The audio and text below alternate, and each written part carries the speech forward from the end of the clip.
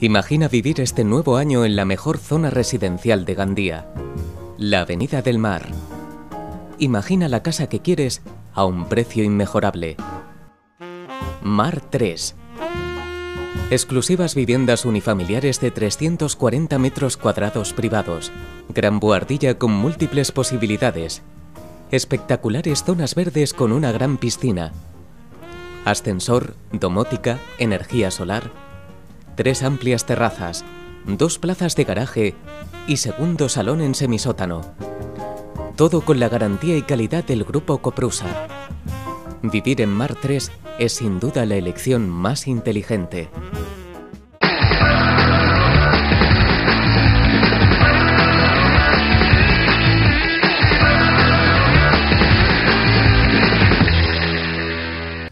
Amics, amigues, bona nit, benvinguts a una nova edició de La Cafetera, formato express, encara que avui serà un tant especial, perquè tenim primer 2 convidats, el nostre analista polític, i 2 convidats, pense que d'excepció, un exalcalde que continua estaguent en el candelero per coses que estan passant en el seu poble, i un alcalde que vaig per davant pense que és digne d'admirar, com quasi tots, i no dic tots perquè algú sempre s'escapa de mare, però ja els anticipe que és digne d'admirar i després sabran del per què. Polsarem el present i, per què no, algo del passat d'estos 2 pobles que tenim avui així la representació i sense més preàmbuls coneguem ja qui són els nostres convidats en el dia d'avui. Començant per la meva esquerra, Abelino Mascarell, exalcalde de Xeraco. Abelino, bona nit, gràcies, benvingut. Hola, bona nit, un plaer. L'altre alcalde, que avui sí, continua sent alcalde després de 23 anys, i pense que si volguera estar 23 anys més estaria, estem parlant d'Ascensió Llorca Bertó, alcalde de Miramar. Ascensió, gràcies, bona nit. Hola, bona nit. Gràcies a vosaltres per donar-me la possibilitat de poder parlar a través vostre. Un autèntic plaer. I el nostre analista polític, ja saben, don Alberto Pina, bona nit, un plaer tindre-lo així a vostè. Bona nit i un autèntic plaer, com sempre, estar així en tu i en els convidats. Avui convidats un poc especial, perquè a mi no me cau bé molta gent, però casualment els 2 que estan així avui me cauen un poquet bé. És un autèntic privilegi, no? Tindre 2 persones d'ideologia un poc contrària, encara que en molts matisos comulguen en moltes coses, i que podem avançar que els 2 tenen trellat, sentit comú. Efectivament, i a més devia de ser més normal de lo habitual que persones del Partit Popular i del Partit Socialista pogueren tindre un diàleg més fluid. Jo sempre poso com a exemple l'exemple alemà, on quan un dels 2 grans partits no treu majoria absoluta es fa el que es diu la gran coalició, perquè jo sóc dels que pensa que els partits menudets són els que més diferències tenen en els 2 partits grans, i els 2 partits grans són els que més similituds tenen entre ells, encara que en Espanya pareixga just el contrari. Però bueno, la vida és així, endavant.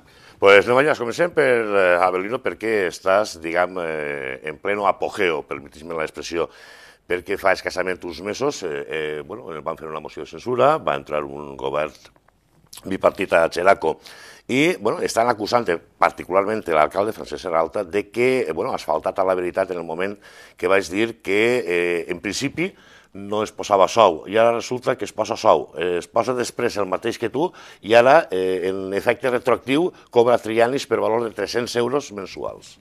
Sí, la veritat és que sí, és una cosa que no dona massa gust, perquè diguen que van a portar-te al juzgat, ja m'han preguntat si vull que aclarir-ho en el juzgat de pau. He dit que no, perquè era un viatge i ja vaig voler deixar el tema zanjat i vaig quedar jo com a mentirós. I no és el cas, no? Jo vull que les coses queden clares i la veritat sempre per davant. A mi em van dir una cosa, en el plenari van reconèixer, el bipartit va reconèixer que havien sigut els que havien dit a la premsa que no anaven a cobrar, i després va resultar que en un plenari, en la Constitució, es van posar el sou, no? Bueno, que sí, que anem a cobrar el que venies cobrant tu. Entonces ja havien intentat enganyar a l'opinió pública i havien quedat com a que no anaven a cobrar i dir, bueno, pues este govern pareix que vaig a ser millor que l'altre. No, i és mentira, és que ara resulta que l'alcalde delega en el seu soci de govern, Ferran Bofí, antic alcalde de Xeraco, les competències única i exclusivament per a aquest punt, per a aplicar-li els triennis que venia cobrant com a funcionari. Ells l'ha reclamat a Conselleria li denega, i el que passa és que com Conselleria no li paga, l'Ajuntament li pagarem. O sigui que no li paga la Generalitat, li pagarem els veïns de Xeraco i un increment d'uns 300 euros mensuals. Entonces, és el que dic jo, no és una mentira, perquè primer van dir que no anaven a cobrar, després anaven a cobrar això i ara els ha sentat mal que jo isc a l'opinió pública a dir-los que s'ha augmentat el sou. Bé, doncs ara en aquest cas és el torn d'Asensio Llorca, que ja els anticipe de que el seu poble particularment em pareix meravellós, com quasi tots és de la comarca de la Safor, un poble que té, ja veurem, té escola, té polideportiu, té pràcticament de tot, carrers asseats, té policia, els cotxes van en gasolina i resulta, oh sorpresa, que és un poble que té superàvit, però 1,5 milió d'euros de superàvit. Això en aquests temps, Asensio, com es pot menjar, com es pot viure? Pues no res, jo penso que el primer que n'hi ha que fer i tindre clar des de, no només l'administració, sinó cada un des de sa casa, és no gastar allò que no tens. Això és el primer. I des de l'administració és molt més encara perquè estàs jugant en diners que no són teus, els diners són de tots, per tant, tens que tindre molt més cuidado en què te'ls gastes i com te'ls gastes. Perquè la diferència pot ser que quan un, diguem, que té que anar al banc i té que fer un préstec i l'assumeix ell directament, així en aquest cas tu vas al banc, fas el préstec i l'assumim tots. Diguem que aquesta comoditat és el que tu tens que entendre, que tens la possibilitat que a través de la llei, de ser, en aquest cas, alcalde, tens la possibilitat de fer això, però que tens que tindre també molt clar que aquests diners després s'han de tornar, en el cas de que tingues que demanar-los, i tens que veure quan es demanes, per què es demanes, per què es demanes, i que després es tens que tornar, com es tens que tornar. En aquest cas, perdona que el talle, vostè no és economista, però el que sí que està demostrant és que té un trellat i un sentit comú fora de lo normal. No, jo no sóc economista, no, però sí que de veres porto molt de temps en aquesta història i des del principi ho intento portar el millor possible, i el millor possible és tenint en compte el que antes he dit. És a dir, a l'hora de fer un pressupost, primer es fa el pressupost d'ingressos, ajustat a la realitat, no un pressupost d'ingressos un flat, perquè després els gastos el permetisquen gastar el que prèviament tu has pressupostat, sinó primer ajusta i després aquests gastos aniran sempre en funció dels ingressos. Si n'hi ha que fer alguna inversió d'eixes que no està previstes i és més forta de lo normal, que en un moment donat no pots digerir, diguem, en un any pressupostari, tindré clar que aquesta càrrega que en un moment donat vas agarrar la tens que pagar, i la tens que pagar i tens que tindre sempre la disponibilitat per poder cobrir aquest deute i al mateix temps funcionar en tot allò que creus que deu de funcionar. En aquest cas, senyor Pina, quants alcaldes, quantíssims alcaldes tindrien que prendre nota de les paraules que ha dit el senyor Llorca? Pues jo penso que pràcticament tots, perquè que jo conega no n'hi ha ningun altre ajuntament a la comarca que tinga un dèficit zero. Jo sóc partidari del dèficit zero, si per mi fora no podrien endeutar-se absolutament pràcticament en res, salvo algo especial, perquè el que no n'hi ha dret és que després tinguin que pagar els ciutadans el que molts alcaldes, desgraciadament, deixen a deure. Senyor Llorca, jo voldria començar preguntant-li a vostè, acaba Miramar d'aprovar el pressupost municipal per a 2014, que, segons tinc entès, són 3,1 milions d'euros, és a dir, poc més de 500 milions de les antigues pessetes.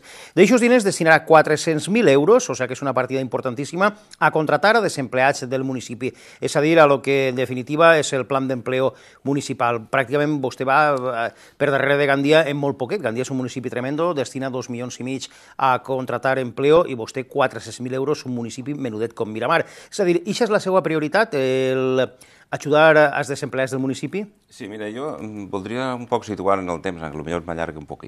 En el temps remontamos al 2006, l'Ajuntament de Miramar, quan el tema del boom, és a dir, el boom ve per via obres, via plusvalies, via ocupació de via pública. Això és el principal. I després, al final del carrer està l'IBI. Nosaltres teníem ahir una recaudació de prop de 700.000 euros.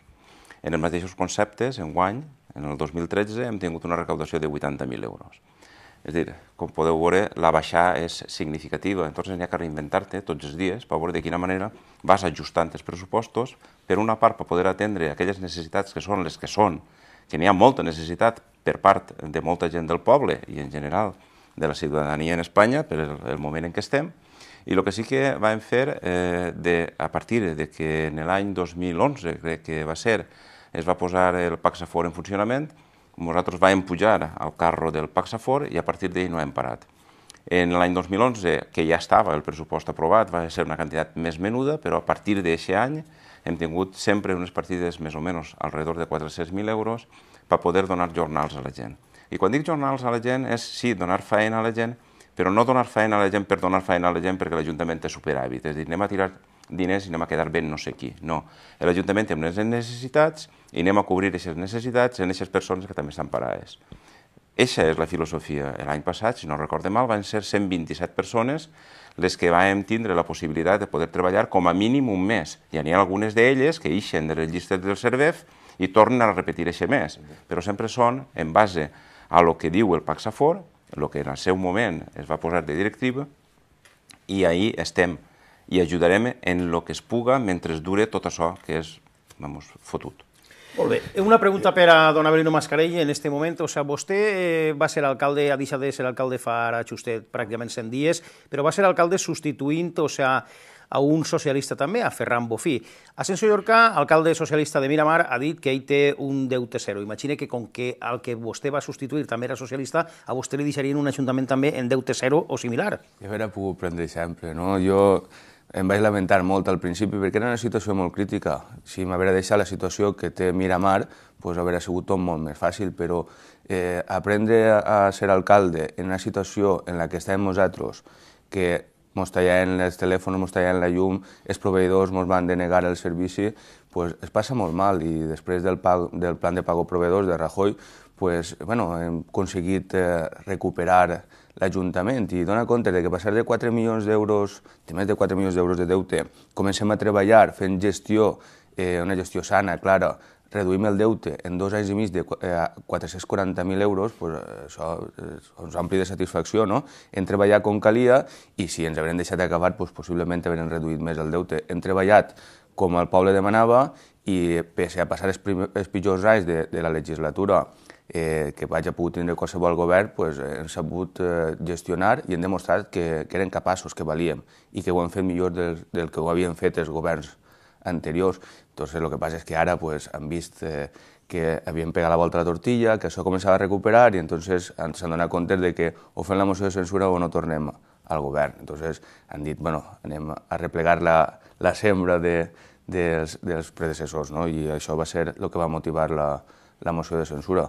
Nosaltres vam portar una gran línia de treball i em vam estalviar i reconec que en Miramar està molt bé i jo esperava que el meu alcalde m'hagués deixat també la mateixa situació. I va passar el mateix que passa en el govern central, que està el PP, estalvia, arregla el país, ho deixa tot clar, ve el PSOE i ho crema. I nosaltres, quan havien començat a recuperar, han vingut i ens han fet la moció de censura, que és una cosa similar. Senyor Llorca, jo voldria saber si una de les bases de l'èxit de la seva administració passa en saber prioritzar, saber traure cada moment la cosa que realment li fa falta al poble i l'altre que espera, encara que sigui d'esperar un poquitiu. A veure, tu tens que viure en el poble, pel poble i contínuament en contacte amb la gent. No val això de que el tanques des del despatx perquè ara fa fred en el carrer i allí s'està més calentet o al revés quan és l'estiu. És a dir, tu tens que conèixer quina és la problemàtica que n'hi ha, les demandes que la gent diu que li fa falta, i és curiós, però jo a voltes ho dic, és a dir, nosaltres sempre anem des de l'Ajuntament per davant de lo que són les peticions de la gent. És a dir, si agarres i mires a veure què és el que la gent està demandant, jo podria dir-te en aquests moments que no hi ha ninguna demanda en Miramar, perquè antes de que la gent demande, nosaltres anem, fem el que tinguem que fer i després tenim que intentar que la gent vagi a això que hem fet. És a dir, pensa que estem actuant un poc a la inversa. Però això jo penso que és bo, no és ruïn, perquè la gent té la satisfacció de que les coses estan ahí, que les coses que es fan tenen un profit i que al final tot el món està beneficiant-se perquè també, en principi, les coses es fan adequades a la gent del poble, no pensant en grans històries i en grans obres faraòniques, sinó que ajustant realment a la població que tu tens. I, per exemple, nosaltres tenim un centre esportiu, una piscina coberta, que en aquests moments no tenim ningú problema, ni a la piscina ni a el que és en el centre, i venen gent d'altres puestos, i nosaltres estem cobrant el que realment n'hi ha de gasto. I si no és el 100, serà el 95, perquè jo soc des que crec que servicis valen diners i la gent que disfruta d'aquests servicis té que pagar-lo. Una qüestió abans que li passi el torn de paraula al senyor Pina. Vostè és gran part de la culpa de que això funciona, però sense un bon equip, Asensio, això seria impossible. Això és impossible sempre, és a dir, una persona és una persona i necessita del resto. És a dir, si nosaltres en aquest moment som 8 regidors en l'Ajuntament, cada un aporta el que té que aportar, però és que darrere n'hi ha moltíssima més gent. És a dir, això és una qüestió d'equip, és una qüestió de gent, és una qüestió de poble. I al final mai serà el 100, però sí que serà intentant arreplegar el màxim possible, perquè aquest màxim possible el fa saber que realment el que s'està fent es faça en benefici de la majoria, perquè torno a dir que agradar-li al 100% és molt complicat, però apropar-te a aquest 100 és el que deus de fer. Senyor Avelino Mascarellas, comença per vostè i després per l'alcalde de Miramar. A veure, ara fa 100 dies que vostè pràcticament ja no és alcalde de Xeraco. L'ha substituït un bipartito presidit per el Bloc Nacionalista Valencià i ajudat per el Partit Socialista. O sigui, com valoraria això 100 dies? Ha valgut la pena aquesta moció de censura? O Xeraco està igual o està pitjor que estava? O tal volta està millor? No ho sé. Home, els canvis que n'hi ha hagut no han sigut per bo, han sigut tot el contrari, per pegar passos enrere, no? Nosaltres hem vist que en 100 dies de govern el que han fet ha sigut continuar en la nostra línia, perquè no has vist novetats. Per exemple, la bolsa de treball. Ells tenien costum d'agarrar una persona, deixar-la ahir i treballar en els seus simpatitzants, no? Nosaltres hem fet tot el contrari, no? Hem fet una bolsa, 2 mesos, entra una persona, quan acaba entra una altra, i així era el que diuen que jo prometia feina per a tots, bueno, el que n'hi ha a repartir-ho. La bolsa de treball funcionava, ells han vist que ha anat bé i continuen en la mateixa línia que nosaltres. A part d'això, el treball, quan ells van eixir a presumir de 100 dies de govern, quasi que el que estàvem fent era lavar-nos a nosaltres. El que havíem fet era continuar la mateixa línia. Jo lamento que no tinguin aportacions noves, més que els punts del pacte que n'hi havia, no? Per a que Serralta fora alcalde n'hi havia una sèrie de condicions i estan veient-se. La primera era que la persona bueno, o per almenys la que s'ha vist, que ja aniran veient-se totes. La primera era que el cap de serveis tornara. El que mateix que ens va abandonar a nosaltres ha tornat a estar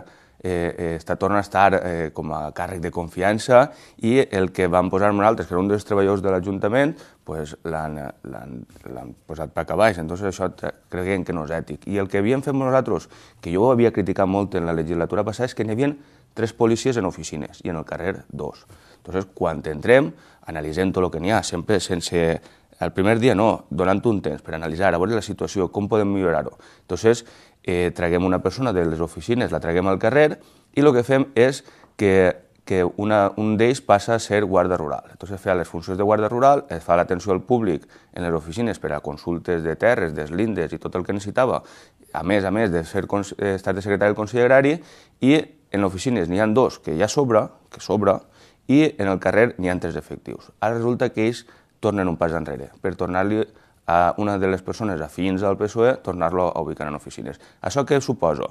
O que tots els policies tenen que estar suplint-lo ell, que això pot ser que li costi diners al poble, o que no, o que tinguin que perdre, i en aquest cas que un agent patrulli només pel matí mentre l'altre està en oficines, o sigui que n'hi haurà un en el carrer i 3 en oficines, que això suposarà que n'hi hagi pitjor servici de cara al poble, per complir condicions del pacte per a que Serralta sigui alcalde, o aquesta podria ser la bona per a que nosaltres no criticàrem que n'hi ha més despesa, però sí que és de veres que n'hi ha menys eficiència, o llogar-ne un altre. O que tots substituïsquen pagant-li hores extres, que serà que ho cobren a 20 euros l'hora extra. Entonces, jo crec que no és benefici pel poble. Entonces, que este capritxo i aquesta condició va aportar al poble, comptes d'un pas avant com el que havíem fet nosaltres i una millora tan gran com l'eficiència de la policia en el carrer, resulta que ara, a no res d'entrar, ja estem. I no estic dient mentira, o sigui, aquesta setmana, des del dia 1 de gener, ja han tornat a canviar l'estratègia. Bueno, una pregunta ara per a Asensio Llorca, alcalde de Miramar. Vostè ha fet, en aquesta legislatura, des de l'any 2011 fins al 2013, ha invertit aproximadament 2,3 milions d'euros, és a dir, quasi 400 milions de les antigues pessetes en inversions. D'aixos diners, 2 milions d'euros són de collita pròpia, són de Miramar, i 300.000 euros venen de subvencions d'administracions superiors. Vostè se sent respaldat i considera justes aquestes subvencions superiors o considera que està fent un esforç extra a l'Ajuntament de Miramar que tal volta tenia que ser correspongut en millor forma per altres administracions? A veure, tenim que ser conscients del moment en què estem vivint, i tenim que ser conscients del moment en què estan les diferents administracions en general. No ens escapa en quina situació està la Generalitat. La Generalitat està molt mal. Per tant, no és que està molt mal perquè no dona subvencions, és que no pot fer front siquiera als deutes que té. El deute és tan gran que és impossible fer front. Per tant, si no pot fer front als deutes que té, no té possibilitat d'inversió. Per tant, en aquests moments, els diners que ens venen directes, això sí que són a Xina, venen de Diputació. Els famosos pepos, no? Si Pepos i algun conveni, que nosaltres, per exemple, hem firmat un conveni amb la Diputació de 100.000 euros que el vam destinar a baixar l'aigua potable, és a dir, la canalització principal de l'aigua potable es va canviar en aquest conveni de la Diputació i després venen a través d'aquests Pepos o subvencions que van particularment per edificis o per coses molt, molt concretes, o camins també. Entonces, de ahí, nosaltres, degut a la situació que tenim la possibilitat de poder fer aquestes inversions que creguem que fan falta i les fem de fons propis. I d'ahir el resultat de 2.300.000, 2 milions són la inversió que ha fet l'Ajuntament de forma directa i 300.000 venen a través de diferents ordres de subvenció. En aquests moments i en aquest pressupost del 2014, per exemple, la partida d'inversions se'n va a 770.000 euros més o menys, que representa un 25% del total del pressupost. Vol dir que la possibilitat d'inversió de l'Ajuntament continua sent alta respecte al resto de lo que és el gasto del pressupost. En este cas, senyor Mascarell, diuen que el bipartit del seu poble diu que el millor que els ha ocorregut en aquests 100 dies ha sigut aprovar els pressupostos. No sona això un poc a retòrica? No, quan entrarem, després de la moció aprovarem els nostres pressupostos, que eren els mateixos, l'única diferència és que estan ja quasi executats, del mateix que nosaltres els havíem presentat. És una medalla que s'han posat ells, o, almenys ho han dit. Sí, tenen majoria, poden fer el que vulguin. Millores, les que hem vist nosaltres, és que després de gestions fetes anteriorment, perquè ja he dit que en 100 dies dona per a poc, el que hem vist és que després de gestions que hem fet s'han reduït algunes despeses i hem fet algunes millores i en això es refleja en el pressupost d'ell. Per exemple, l'eficiència energètica, després de la subvenció de la Diputació i una auditoria energètica que vam fer, que ens han dit que canviant tarifes, canviant algunes contratacions i canviant d'empresa de subministre, podem estalviar més de 30.000 euros. En la subvenció de la Diputació que van donar, que hem executat nosaltres l'inici i està per acabar, que la tindran que acabar ells, dels LEDs, estalviarà 50.000 euros a l'any. Entonces, 50 i 30 són 80.000, entonces això dona marge de treball. Tenim un cànon de vertits de l'aigua de la depuradora que ens va costar 70.000 euros l'any passat. Nosaltres hem fet les tramitacions i hem fet totes les averiguacions i el treball brut per a que això no ocorrega. Ara no n'hi ha ningú informe que diga que estiguen tirant aigües amb més nitrats del que toca. Entonces, això estalviarà més de 50.000 euros més. Entonces, totes aquestes cosetes, que són 50.000, 70.000 per allà, i algunes iniciatives més que van tindre, resulta que ells es beneficien al pressupost. Entonces, nosaltres satisfets, perquè al fi i al cap el que es beneficia és el poble.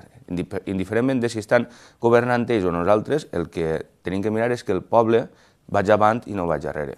En este cas, senyor Llorca, en una entrevista a nivell nacional vaig sentir que l'entrevistador li deia que a vostè hi hauria que treure-lo de Miramar a Musclos i portar-lo a la Moncloa. Ara jo la pregunta és també un poc, a nivell personal, ha pensat a pegar el vot? No, jo penso que això van ser unes paraules que es diuen en una entrevista i no va més enllà d'això. És dir, jo penso que no em mereix més que res. És dir, jo el que estic fent penso que és el que es deu de fer. El que passa és que lo normal passa per ser extraordinari en aquests moments degut a la conjuntura i la situació en què n'hi ha, però jo estic fent lo normal. No estic fent res que s'anisca de la cistella, com comúment es diu.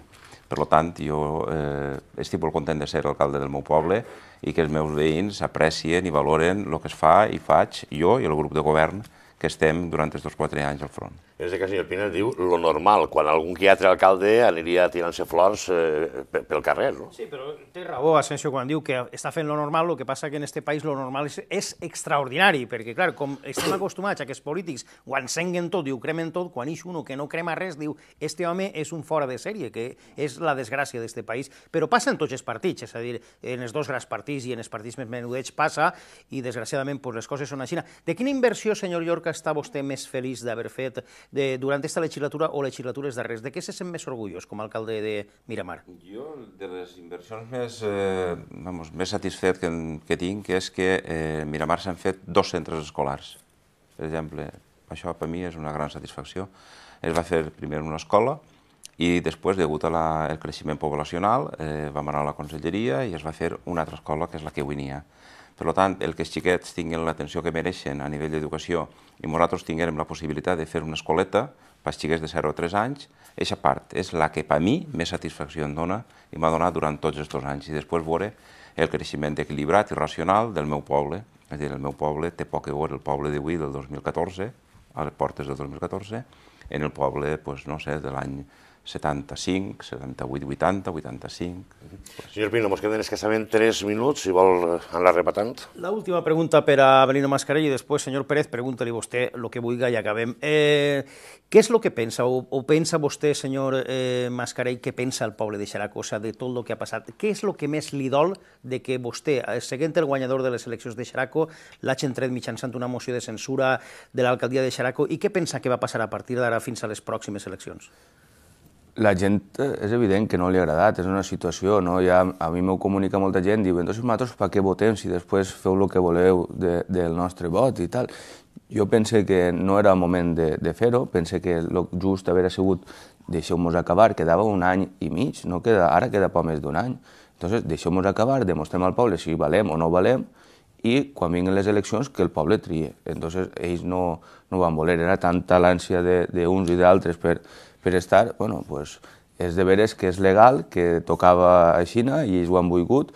Bé, nosaltres no ens neguem a res, estem al costat d'ells per el bé del poble, perquè el que li interessa al poble és que estiguen tots bé. Intentem aportar la nostra veu i el que pensem, i és de veres que nosaltres ens hem estès en els seus pressupostos, cosa que ells no van fer en els nostres. Nosaltres sí que ens han donat l'oportunitat de que treballen, i entonces, com no s'ha comptat en nosaltres per elaborar-los, el que hem fet ha sigut deixar-los que treballen i donar-los mànega, no? Ells amb nosaltres no ho feien, sempre estàvem en l'amenaça de que si feu això, la tonteria més gran que ha passat en el poble, si aneu a les professors 2 dies que això és una cosa que li queda al poble, no? Entonces, ell a mi no em deixava anar i ell sí que va a la missa del Pilar en el dia de la Pilarica, escoltat per la policia al poble del costat a Xeresa.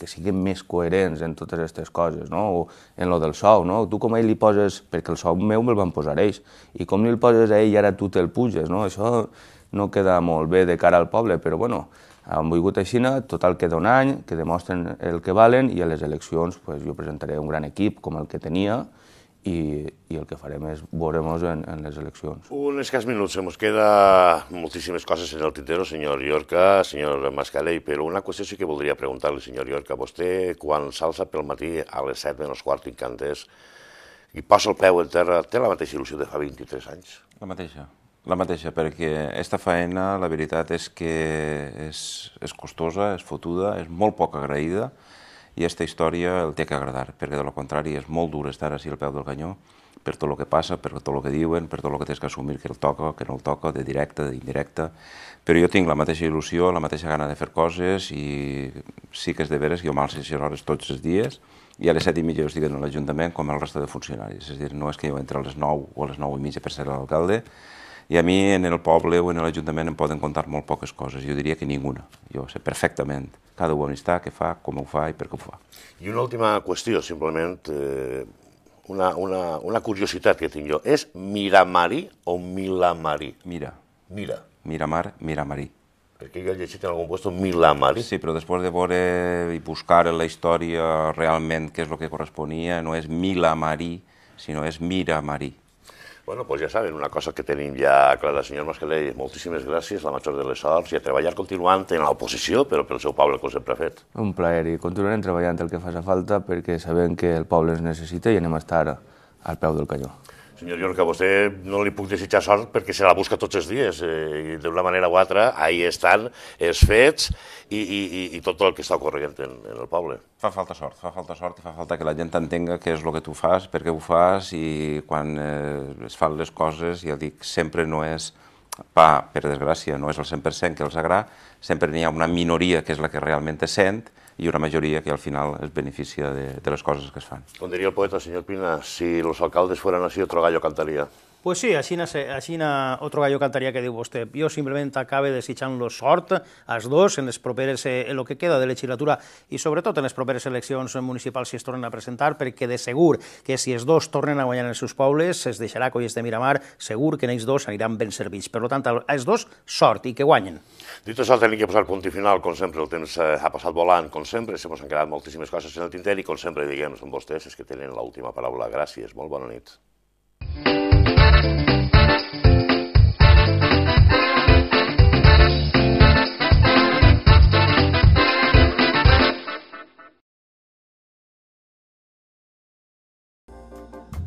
Imagina vivir este nuevo año en la mejor zona residencial de Gandía, la Avenida del Mar. Imagina la casa que quieres a un precio inmejorable. Mar 3. Exclusivas viviendas unifamiliares de 340 metros cuadrados privados. Gran buhardilla con múltiples posibilidades. Espectaculares zonas verdes con una gran piscina. Ascensor, domótica, energía solar. 3 amplias terrazas, 2 plazas de garaje y segundo salón en semisótano. Todo con la garantía y calidad del Grupo Coprusa. Vivir en Mar 3 es sin duda la elección más inteligente.